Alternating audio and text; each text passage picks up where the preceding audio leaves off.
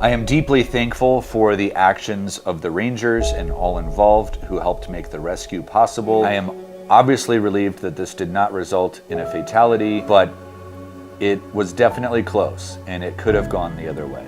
Let's talk about this. This place is on the map, the adventure map. Welcome to the Marty Morissette audio experience. Let's go. Welcome back to the podcast, everybody. It has been a hot second since I was able to sit behind the mic here in the basement in the studio. Super excited to be back. You know, I've told the story many times lately, if you've heard me on social media here and there, that 2023 is a bit of a busy year for me. So when I was looking at all the stuff I was doing for the brand and for what we do online here, the podcast was one of those things where I chose to put on the back burner for now. Not because I didn't like it, but more because at some point something had to give in terms of times. But something happened a couple of weeks ago. There's some really good videos that were published on YouTube that I want to talk about. Something that really compelled me to come here on this podcast and have that conversation. And it also made me think that maybe I can't commit to doing this podcast as often as ideal, if that makes sense. But if you guys are into just having sporadic episodes as things comes up like this as a, better than nothing, please make sure to let me know by, sending me a DM on any social media. Would love to hear from you guys. Leave it in the comments if you're watching this on YouTube as well.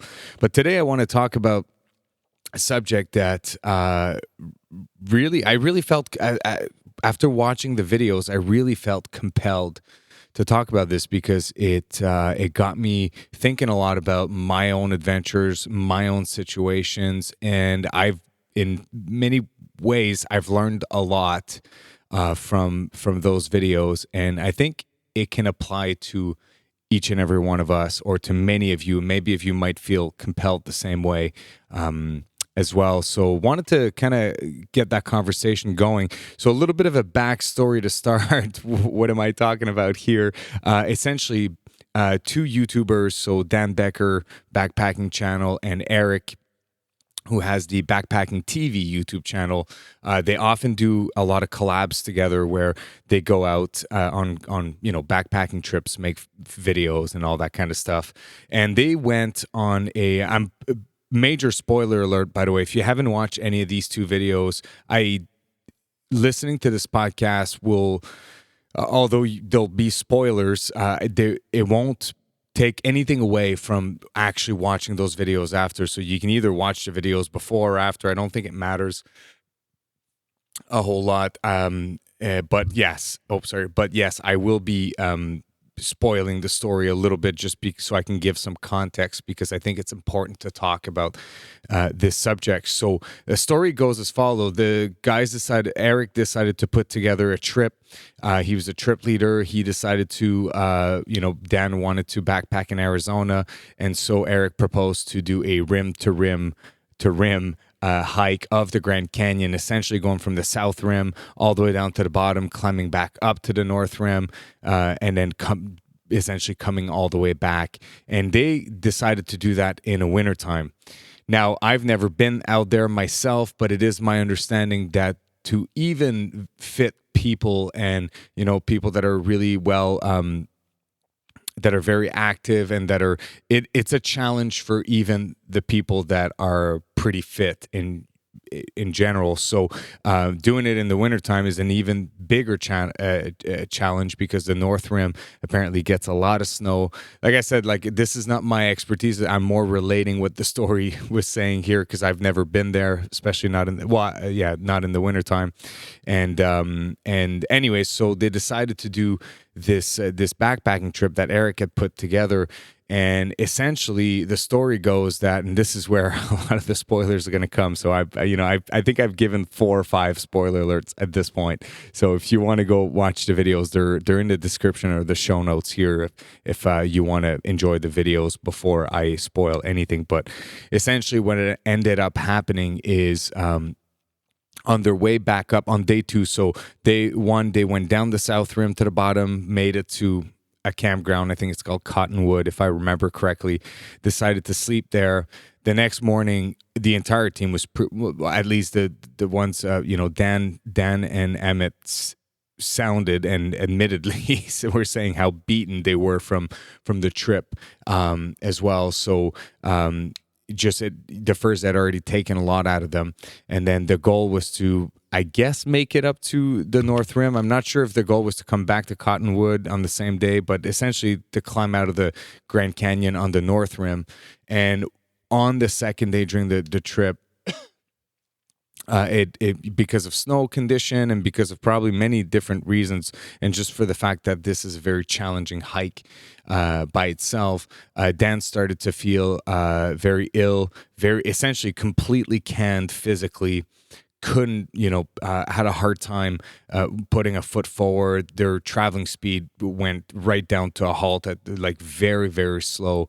And Dan started to feel a lot of chest pains and feeling just really, really, really shitty. Like, this is far past regular exertion, physical exertion that you would see. So, they were starting to be concerned about Dan's health pretty severely. They were thinking, man, we're going to have to get him evacuated out of the Grand Canyon, but doing it on the hike up to the North Rim is a terrible place for rescuers to come. So, Eric and Dan and all that, I don't know how much they talked about this, but at the end of the day, what they ended up, in the moment, but what they ended up doing is they decided that the best thing to do was to make it to the North Rim. So if Dan ends up needing help, he could actually get help in a place where rescuers could come to him. And, I think Dan slept for an hour and a half or something like that. This is all in the story. And the stories are so well, the videography of both films are so well done. So really don't shy away from watching it, because it's just good story. But essentially, Dan had to be, woke up in an enormous amount of chest pain, and Eric was there trying to help him out, and they decided that, they were going to need to call some help. So they called 911. They got Dan evacuated, and what ended up happening is that essentially Dan developed, while they thought he was having a heart attack because of the chest pain, he ended up having rhabdo, which, for the folks at home that don't know what that is, usually only the ultra marathoners or the people that are really into fitness would understand what rhabdo is. But it's essentially when you've exerted your body and depleted your body so much from just general physical exertion, eventually your body starts to eat at your muscles. That muscles release a protein. That protein attacks your kidneys, and often enough you'll have people say, like, oh, like I was pissing Coca-Cola, for example. That they'll be saying that, like, the urine changes color. It's a very dangerous situation to be in. People die from that easily because it affects your kidneys, and obviously your kidneys are useful in your body. So super dangerous situation, and Dan had to be rescued. Dan's doing fine from my understanding. I was texting with him earlier this last week, and he was saying, that he was, I think, 85%. So he's well on his way back up. But the story itself really is fascinating to me because, well, one thing that's fascinating about YouTube collaboration in the world of the outdoors is that when you have two different creators that go out, it's always, you often hear this, it's fun to watch both perspectives, right, of the different, storytellers and how they want to tell their stories and share that moment with the rest of the audience. And in this particular instance, it's very interesting because on one hand, you have the person who's injured, who needs help, who's in distress. And then so that's Dan's video. And then on the other end, you have Eric's video where Eric is the leader of the trip, if you will, the team lead for the expedition. And he's acting as a first responder rescuer towards his really good buddy, a good friend, and trying to help him out, getting him to safety. And then you have these really two different psychological journeys in this story. And for me, hearing Eric's perspective really hit home. And that's what I want to talk about today, because I think I could have been in Eric's shoes many, many times in the past. And it's gotten me rethink a little bit maybe how I plan my trips and all that. And I want to elaborate on that because I think maybe a lot of you might find a lot of value in this, might relate to that as well. And I think it's a good conversation to have. Now, let's just address this here. I'm not making this podcast episode to razz on Dan and Eric. I think they did as good as they could with the situation that they have. I don't pretend that I don't have the presumption that I would be able to have done better than them, whether it's on, the physical side aspect of being able to hike in and out, or whether it's on the rescue side and the risk management decisions that Eric had to make. Like I'm not at all going to sit here and judge them or try to razz them on this event. First of all, it was obviously a traumatic event for the both of them, and I want to respect that. I just want to add to the conversation because I think there's a lot of knowledge in that story, and I think that these guys went through something and they captured that story, and in many ways we don't have to make those mistakes again, or we can use their experience and learn from it and bring this as baggage with us for when we're out on the trail. And I think that's important that we do that. But yeah, I'm not here to razz at all. Like these guys, like, just like talk about Dan, for example, in this situation. I was thinking about this, and I mean, maybe there's a piece that I'm missing because I'm not a doctor, obviously, but maybe there's a piece I'm missing. But to me, I train a decent amount, like I probably hit the gym or run or do physical exercise on average 5 days a week. So I'm fairly fit. I'm not overly fit, but I'm fairly fit. And I've pushed myself throughout the years because of, competitive sports and just fitness enthusiasts in general to pretty bad places. Like I've almost blacked out from like being so exerted. I've definitely vomited from being overly exerted. I've, pushed myself in a position where it takes me like 2 hours after a really high glycolytic workout to just come back from. Like I'm literally like a vegetable for a while. I've ran a marathon and trained for a marathon before. Like I have pushed my body at least to nothing crazy, but to some extent, and never ever have I come close to pushing so hard that my body goes into rhabdo. And I'm just thinking, like, the first thing I came to mind, that's what I texted Dan when I texted him. I'm like, dude, you have a mind of steel to be able to push through so much pain, like that you've worked yourself out into rhabdo in an outing like that. Like, man, that is mind over matter. I was genuinely like, I mean, obviously, nobody, you don't want to, I'm not suggesting that this is a positive thing that he pushed himself to almost dying, but I'm just saying I'm still impressed with the mind over matter.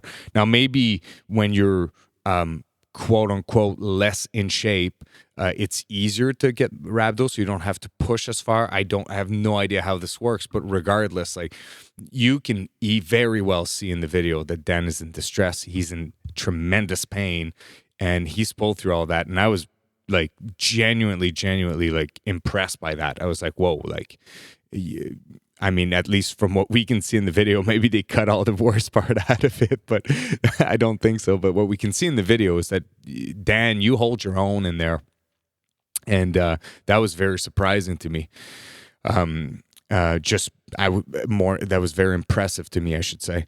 Now, on the other side, you have Eric, and I think the first thing I want to say is that I'm 100% convinced that Eric has nothing to be ashamed of or feel bad about, or I don't think he should beat himself up.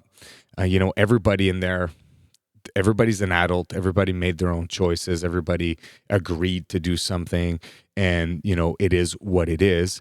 But I can heavily relate with why he would feel bad. And that's really what's making me come and take the mic here right now, because I feel like I could have been in that position many times in the past. And there's always different dynamics when you go on trips.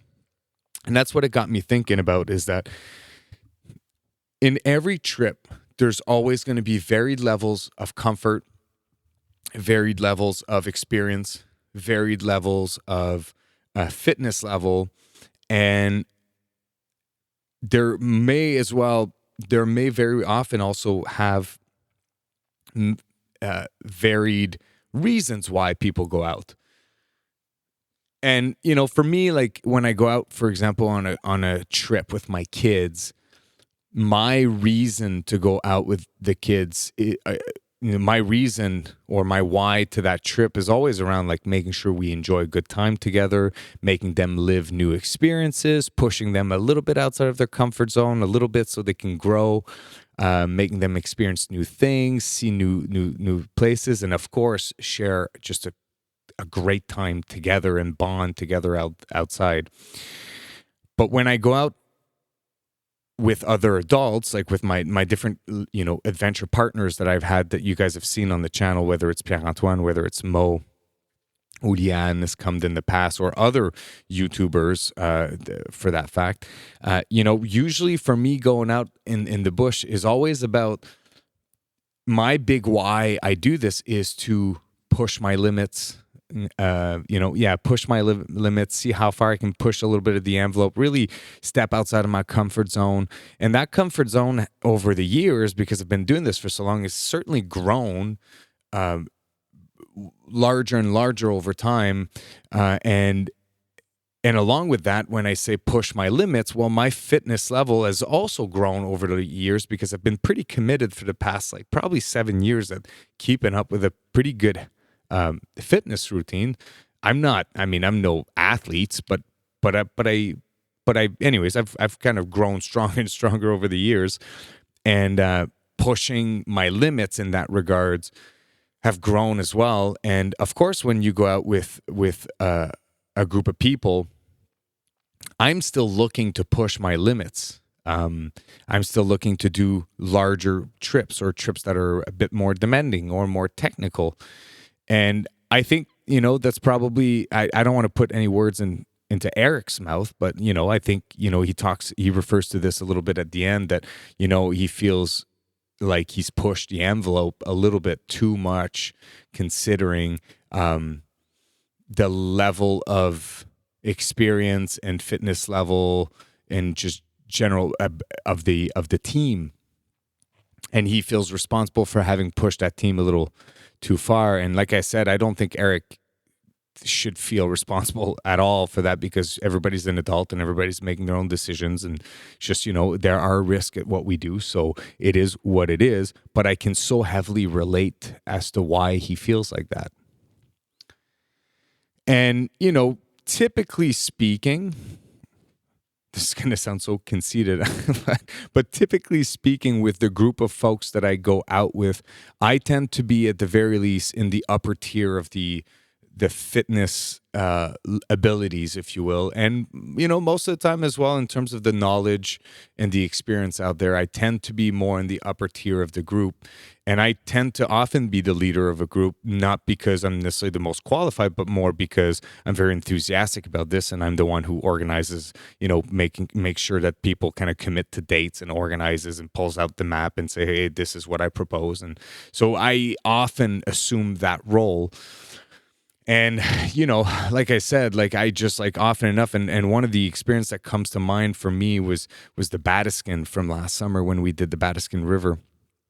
We brought 2 brand new rookies to paddling.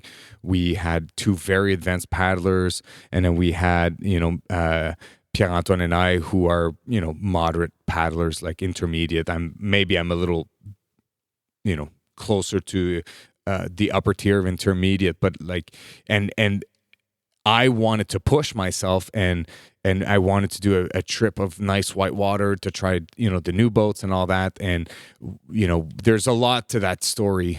I don't want to get into that story because you guys have heard it, but, I feel like I could have had something have happened in this trip where, because we did take a lot of trauma in that trip where we swam, we got pinned, we got rocked a lot on that canoe trip, on that whitewater canoe trip. But if someone would have come close to a fatality because of an accident, not because of just like, someone twist their ankles or and falls down whatever and puts himself in a situation, but rather like because it was so demanding and it was so technical, if someone would have gotten hurt and come close to a fatality around that, I can't help to think that I would feel extremely responsible for that, because I was certainly the big driver to get out there, knowing very well the team that we had. And even again, like last this winter, Pianton and I went to Mount Washington, and we went up there on the first day. We slept on the ridgeline in the Alpine zone. It was looking all right. And then the next morning when we woke up, like we had very little visibility, maybe 50 feet of visibility. It was very windy. It was snowing, and really for the experience level that we have, not the experience level, but rather for the familiarity of navigating on Mount Washington and not really knowing if the weather was going to get worse or better when we were going to be hiking exposed for 5 hours still. We chose not to go to the top. But I still remember that, that morning we got out of the tent, and, how can I say this? We all have different levels of how we feel comfortable based on our baseline, our fitness baseline, or experience baseline, right? So when we got out of the tent, it was very obvious, and Pierre has actually voiced it to me that, man, we can't go up there. Like for him, like stepping out of the tent and just looking around, he had made his decision. For me, because my level of, maybe it's just delusion as well. I'm not suggesting otherwise either, but I'm just saying we all have different levels. For me, I needed to hike above the first hump, just to at least peek above the first hump to see like what's actually happening. Like I wasn't willing to throw the towel out yet. And I definitely, in this particular case,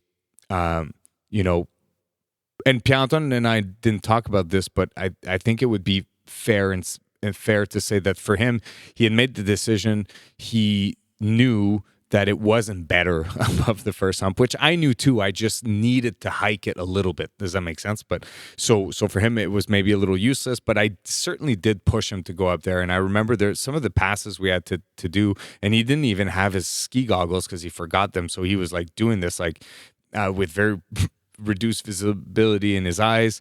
We went up just over the first hump, and it was just sketchy. There's no trail up there when the conditions are like this.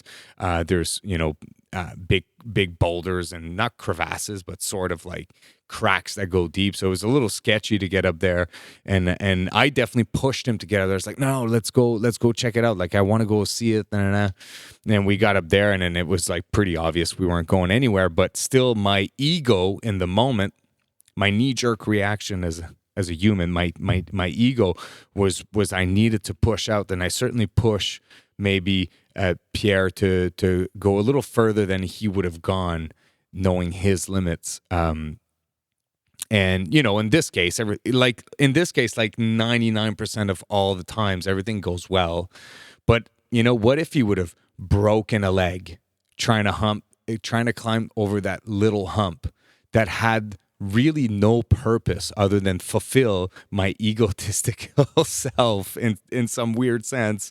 And what if he would have broken a leg up there? Now we would have been stranded above tree line. I would have had to drag him in immense pain back into the tent, call safety. Safety wouldn't have been able to come up and help him anyways in this condition. He would have had to wait out the night until it calms down. So sure, he would have had a shelter and he would have been warm, but still he could have easily fallen into shock, have a hard time managing his body temperature. And then you have to call a rescue, and then he's got to wait it out, and he's in pain. Like these are all possibilities. Now you don't do what I do, focusing on those, because they happen so seldomly. Like you want to assess risk to make the best decisions along the way. And really, it wasn't unsafe to do what we did by climbing above. I'm just saying, had that would have happened, I would have felt very bad about this, very, very bad about this. And that's the part I can really, really relate with Eric's feeling, and what really got me to want to come here on the podcast and talk about this, because I think that I could have been in that situation many, many times in my trips. And I don't think that I did anything unsafe in my trips, but I think that seeing someone's psychological journey and emotions of seeing, as a trip leader, quote unquote, or someone that organizes or someone that pushes the envelope, seeing how genuinely bad he felt about the situation, it just, I think to me, I've watched these episodes twice, both of them, and I take out of this story, and I think that's what I want to share with you guys. I take out of this story that a couple of things, and one of them is certainly that if you're going to push the envelope, to remember that if there are consequences and you're pushing someone outside of their comfort zone too far and something does happen, God forbid a fatality, it would be really hard to get through that emotionally. I think rightfully so. So I think keeping that at the back of my mind, not to do less, but to remember that reality, I think is a very good risk management approach to trips, actually. And that's certainly something I'm taking from their story, where I'm like, I don't need to go through that to see the value in that. And that's essentially what, in some sense, what I got out of Eric's last words at the end of his video. And Dan's not upset at least online. He doesn't seem to be upset at Eric, and I think it's genuine. And I don't think nobody should be upset at Eric. I just think I completely understand why he feels the way he feels. So that's one thing I take out of this, which I think is super, super key. The second thing that I take out of this story is, there's going to be a gross generalization, but I think it's one that's fairly true. I'll say it like that. Why is it that outdoor men and women aren't in general, I will say, and I mean, like, people that are enthusiasts about it, like, because the people that are super serious, that doesn't apply to them, but the enthusiasts around it, the people that go once, twice a year, or even like 5-6 times or 10 times a year. Why is it that a lot of us don't take seriously our fitness routine to be in the best shape possible when we're out there? I have a couple of, hypotheses. I know that a lot of people go out there just to escape the real world. So, meaning the real world is challenging, demanding, it's busy, and nobody has time to train. I get that. I completely get that. But I hear so often the stories of folks that, want to go out and do a tough portaging trip, a tough backpacking trip, and they want to do it like in the wintertime or whatever it is. And they haven't been and it's like they do it every year. Every year they do a tough camping trip of some sort, which is great, and I endorse. And every year they show up unprepared for that physically. And I think that's something that, for a lot of folks, I think, we're all looking for a reason, a why to take our health, our physical health into our own hands, and to make sure that we are healthy and strong. And we keep our bodies in health, which keeps our mind healthy. We're all looking for a why. Like, a lot of people ask me, like, why do you train 5 times a week or 7 times a week or whatever it might be? And it's like, for me, it's just like, it's because when I go out on my trips, I want to be prepared. I want to be able to respond if there's an emergency close, and we're going to have to do a big haul with an extra person on my back, for example. I want to be able to enjoy my trips. I want to be able to see more of my trips, so push the envelope a little further out. And I just like, I just like to come in really strong in my trips, just like physically. It just feels nice to be fit on my trips instead of like gaining my fitness level by going out on trips, which is you're never out enough to be able to do that. So for me, that's my why. So that's why I'm so motivated all year long to like train. And I do a lot of running and weightlifting because I like the cardio aspect of it and the just physical strength of it as well.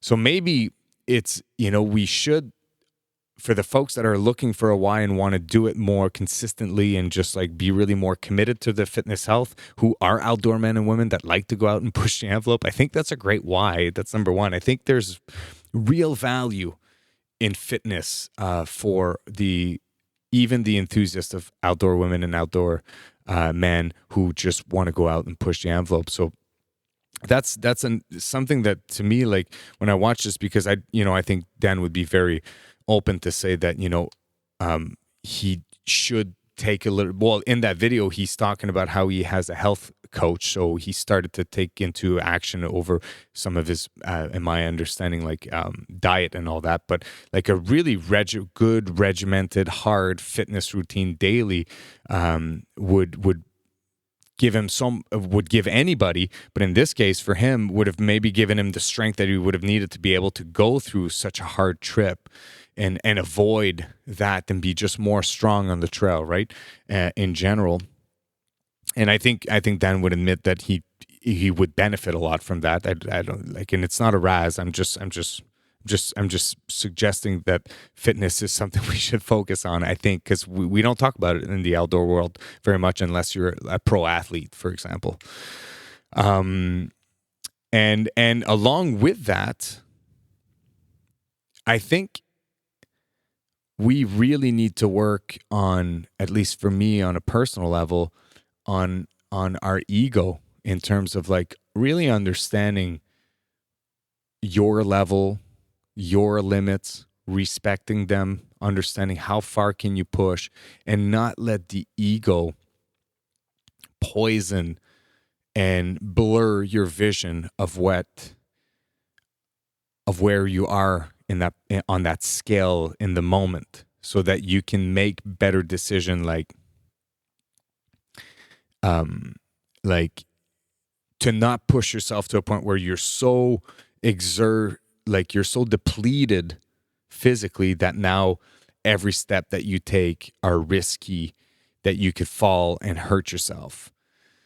And along the way, accept the help of your teammate if it is suggested to you, because I think that's important, man. Like if you're going to be out on adventures where you're far from everything, and if you tumble down a cliff or you're going to hurt yourself in a rapid because you're just too tired to actually maneuver that properly, or you're going to work yourself into like a heart attack, like really we need to not let our ego poison and blur our vision of understanding where we are on the scale of our capabilities, to avoid that in terms of risk management. And so those are and I think we're all at risk of that, personally, me included. I certainly, especially because I train so much when I go out, I think my abilities I can think that I'm stronger than I'm not, maybe even more than someone that doesn't train in some sense, because maybe I think I'm invincible just because like, oh, I train all the time. But we all need to really fight really hard and not letting our ego kill us out there, essentially, because none of us do that for this. This is why we didn't summit at Mount Washington. Was it possible? More than likely, there's people that summited that day, but I mean, I didn't pay $150,000 to go climb Mount Everest. I just drove 5 hours to Mount Washington to climb, and I'll just come back later because coming back to my family at home is way more important than anything else. And that's the truth along all of that. And, like, again, like looking at like everything that Eric did, like it is my understanding that Eric is an ex-guide. I could be wrong on that, but I'm pretty sure I've heard him talk about that before. So Eric has a lot of experience out there, and everything that he did along the way, I think was the right thing to do. Like, I mean, I think pushing Dan to go up to the North Rim was the best decision, because rescuing, like, on an incline of the Grand Canyon. I don't think that's possible. They would have made him walk anyways, or like evac'd him out with a helicopter and on an harness sort of deal. So, I think that was the right decision to do. I think, the way they split up the tasks, the way everything they did, I don't think, and just the way how calm he stayed and reassured Dan, I think you did fantastic, Eric. Like for me, like, your risk management along the way was, you guys I think you did the right thing. It's just like you said, I think maybe the size of the trip was the problem more than anything else, because once you were in it, there was not much you could do but to get through it. And I can relate a lot to that from my Batiscan River actually this summer. Like once we were in it, there was just no other way out than by running the whole river. So, yeah, that's my little ramble here, my little return to the podcast. Like I said, I hope you guys, I've had a lot of comments, people asking me where the podcast's at. People have enjoyed it a lot. I love doing the podcast. Personally, I hope it brings a lot of value to you guys. So for me, it's just on the back burner right now, and I'm just thinking of bringing it sporadically like this when little events like this and a thought comes up where I could share it that I think would be valuable to all of you. That's kind of how I'm going to keep it going for a while. I can't commit to being more scheduled, if you will, like weekly and all that. So but yeah, hopefully you guys enjoyed it. If you did, make sure to leave a comment below, rate the podcast wherever you're watching it. If you have any questions, you have any topic ideas, make sure to send them to me through DMs on all the different social medias. You can also go to my website or send me an email, marty@martymorissette.com. Would love to hear from you guys. And yeah, let's learn from that experience. I think we can all go on our next trip with that little baggage from their experience, and we don't have to do that. We can keep that at the back of our mind and hopefully build our knowledge off of that instead of living it. And I think this is kind of what I'm getting out of this and wanted to share with all of you. Hopefully you guys enjoyed it. Have a good one, everybody. Peace.